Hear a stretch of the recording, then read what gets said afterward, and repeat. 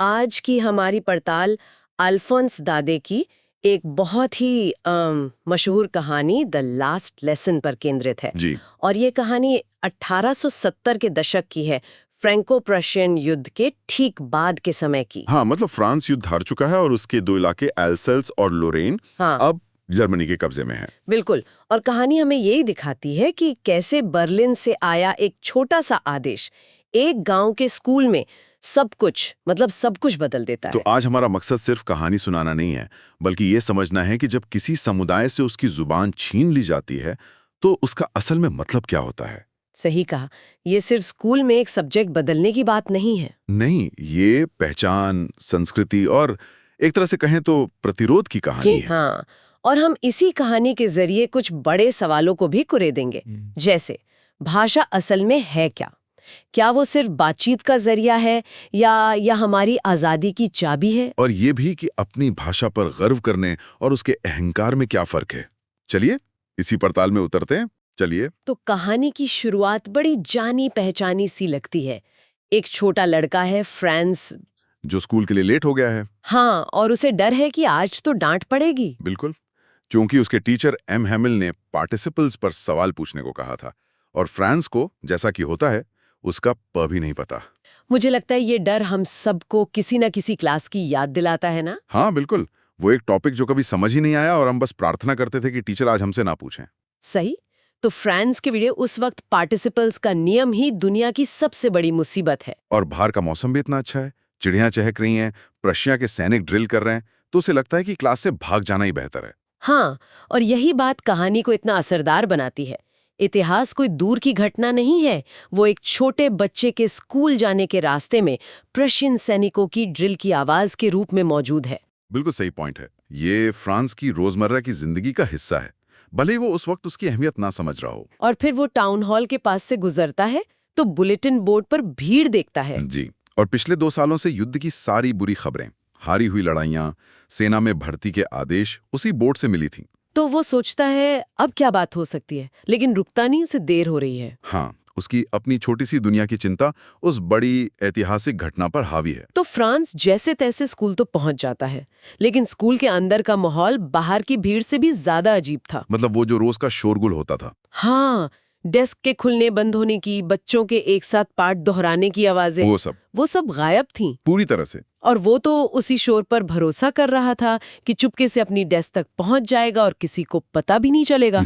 लेकिन उस दिन स्कूल इतना शांत था जैसे कोई इतवार की सुबह हो। ये एक अजीब, भारी कर देने वाली शांति थी, और यही पहली चीज थी जो फ्रांस को खटकती है। और फिर क्लासरूम के अंदर का माहौल। हाँ, वो तो और भी अजीब था। सिर्फ शांति नहीं थी, कुछ और भी था। देखिए, फ्रांस 2 और ऐसी चीजें नोटिस करता है जो बिल्कुल सामान्य नहीं थी। पहली, एम हैमिल ने अपने सबसे अच्छे कपड़े पहने हुए थे। उनका वो हरा कोट, झालरदार शर्ट और वो रेशम की कढ़ाई वाली टोपी, ये वो कपड़े थे जो वो सिर्फ इंस्पेक्शन या प्राइस डे पर ही पहनते थे। तो आज ऐसा क्या खास था? और दूसरी, जो शायद सबसे हैरान करने वाली बात थी, कि क्लास की जो पिछली बेंचें हमेशा खाली रहती थीं, उन पर गांव के बुजुर्ग लोग बैठे थे। पूर्व मेयर, पूर्व पोस्टमास्टर, बूढ़ा हौजर और भी कई लोग। और सब बहुत उदास और गंभीर दिख रहे थे। ये एक बहुत ही पावरफुल सीन है। वो सिर्फ एक क्लासरूम नहीं, एक शोक सभा जैसा लग रहा था। हाँ, ऐसा लग रहा था जैसे पूरा गांव किसी चीज को विदा करने आया हो। उस वक्त फ्रांस को कुछ समझ नहीं आता, वो बस हैरान और थोड़ा डरा हुआ है। और फिर वो पिल आता है जो इस सारी चुप्पी और अजीब माहौल का राज खोल देता है। एम हैमिल अपनी कुर्सी पर बैठते हैं और बहुत ही शांत और गंभीर आवाज में वो घोषणा करते हैं, जो फ्रांस के लिए, जैसा वो कहता है, एक वज्रपात या बिजली गिरने जैसी थी। वो कहते हैं, मेरे बच्चों, ये आखिरी पाठ है जो मैं तुम्हें दूंगा। बर्लिन से आदेश आया है कि अल्सेज और लोरेन के स्कूलों में अब सिर्फ जर्मन पढ़ाई जाएगी। तुम्हारा नया मास्टर कल आ जाएगा, ये तुम्हारा आखिरी फ्रेंच पाठ है। उफ, जरा सोचिए, उस एक पल में उस कमरे में बैठे हर इंसान के लिए दुनिया कैसे बदल गई होगी। बिल्कुल, फ्रांस को अचानक सब समझ आ जाता है।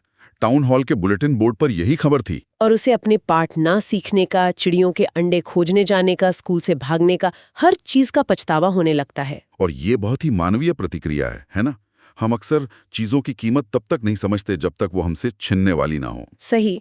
फ्रांस के लिए उसकी किताबें, जो कल तक एक बोझ थीं, आज पुराने दोस्तों जैसी लग रही थीं। हाँ, जिन्हें वो खोना नहीं चाहता। और यही एहसास उसे अपने टीचर एम हेमिल के लिए भी होता है। उनके जाने के ख्याल से ही वो उनके डंडे और उनके गुस्से को सब भूल जाता है। लेकिन क्या ये सिर्फ अफसोस है या इसमें अपराध बोध मतलब गिल्ट भी शामिल है? ये बहुत अच्छा सवाल है। हाँ, ये सिर्फ अफसोस नहीं, ये एक सामूहिक अपराध बोध है।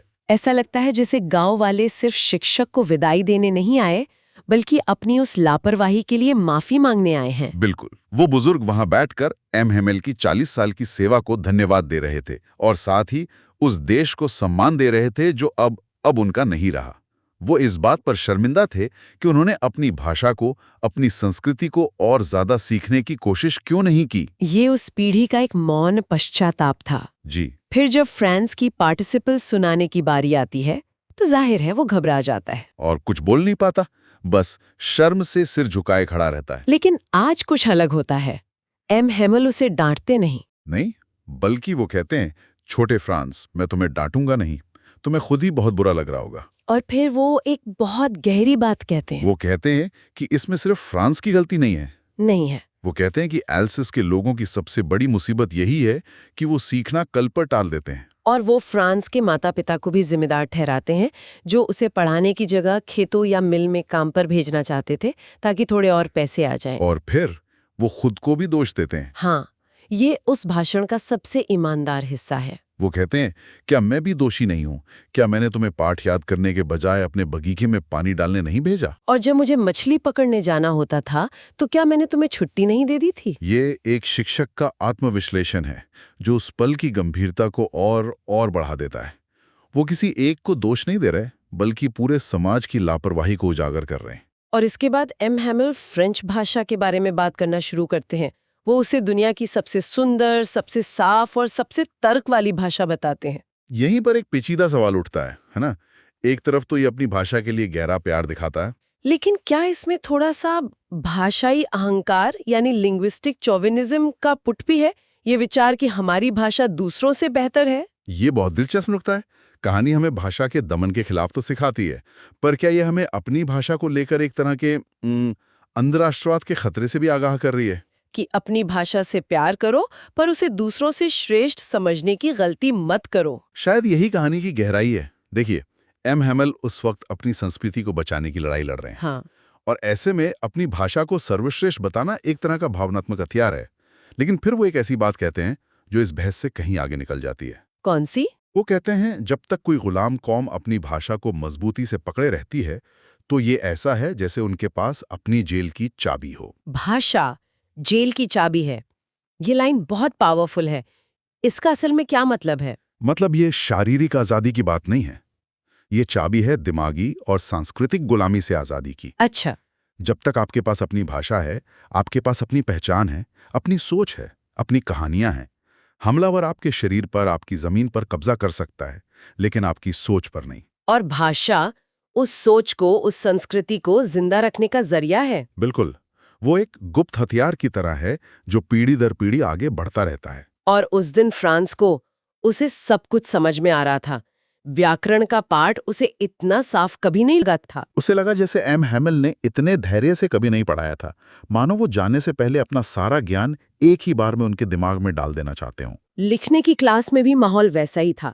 पूरी क्लास में सिर्फ कागज पर पेन के घिसने की आवाज आ रही थी। और एम हेमिल ने नई कॉपियां दी थीं जिन पर सुंदर अक्षरों में लिखा था, फ्रांस अल्सेस, फ्रांस अल्सेस।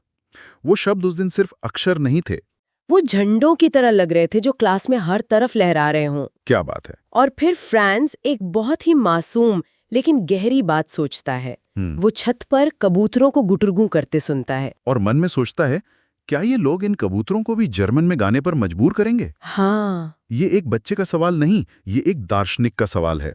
ये पूछने का एक काव्यात्मक तरीका है कि क्या कोई हमलावर प्रकृति पर भी अपनी इच्छा थोप सकता है? मतलब ये दिखाना कि किसी पर भाषा थोपना कितना अप्राकृतिक और बेतुका है। हाँ, आप इंसानों को तो मजबूर कर सकते हैं, लेकिन क्या आप हवा, पानी और परिंदों की जबान भी बदल देंगे? ये उस पूरे आदेश के खिलाफ एक मौन प्रतिरोध है। और फिर चर्च की घड़ी में 12 बजते हैं, प्रार्थना की घंटी बजती है। हेमिल अपनी कुर्सी से खड़े होते हैं, उनका चेहरा पीला पड़ गया था। फ्रांस कहता है कि उसने उन्हें पहले कभी इतना लंबा, इतना विशाल नहीं देखा था। उनका कद मानो उनके सम्मान और दुख में बढ़ गया था।